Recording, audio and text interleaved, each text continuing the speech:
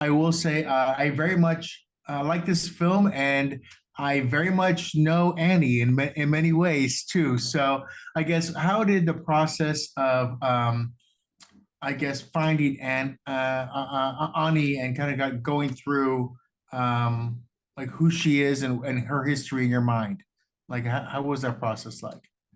Yeah, well, thank you so much. It's been really fun hearing people say a version of that they know Annie or that they see her in people in their lives or they've encountered different Annies. And so it's nice to me. It makes me feel like I maybe did my job.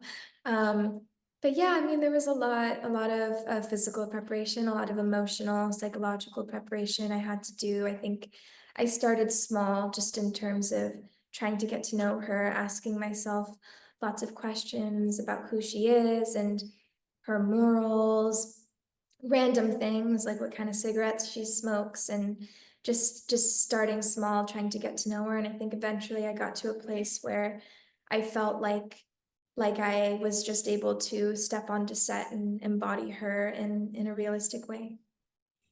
Now, one of the things about her, and unfortunately, like I said, those connections I make too, um, is the idea of being guarded for the worst thing and being hopeful for a possibility. So, can you talk about riding that thin razor between those two things? Because everyone wants a princess kind of pulled away kind of thing, but when you live in the real world, sometimes you know that princess gown isn't as shiny as it seems to be, or it is hard work to get it as well. Yeah, I think Annie is actually a very intuitive person. I think that she has a deep understanding for people, but I also think that her hopefulness sort of overpowers some of that at times. I think she's been seduced and has fallen in love with this life that she's been welcomed into, this sort of dream fantasy world. And I think that even though at times I think she knows it's over, she's still willing to fight for it. You know, I Yeah. don't I think that she's a warrior in that sense and has that kind of fighting spirit that allows her to go to those places. But I think that she deep down knows that it's over at a certain point. Speaking of fighting, of course, you do some stuff in Scream, and then here too. What was the thought process on how you wanted her to fight or go crazy or to kind of do things either? I mean, it's your form, it's your thing. You're not jumping into a suit or anything. So what was the thought process and how she would defend herself or go crazy or do whatever she needed to do to get out of the situation? Yeah, I mean, I've always Sean and I talked about this, is that she's a scrapper. She's a very scrappy person, and I think this is certainly not her first fight, but I do think it's her first with multiple grown men.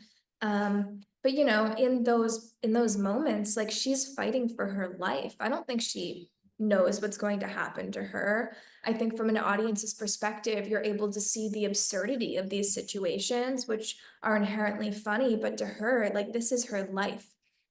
She is fighting physically to save her life to get out of that house and also fighting to save her marriage. So to her, I wanted to fight with every ounce of my being and my energy.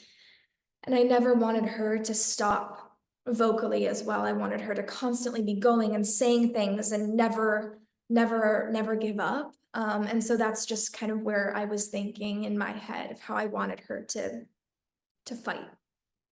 Right. Well, I absolutely love this film. I've seen it a couple times over a couple different festivals.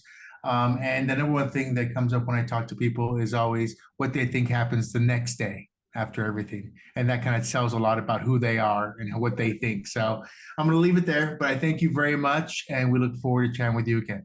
Oh, thank you so much. It was really nice to speak with you. Pleasure. Be good.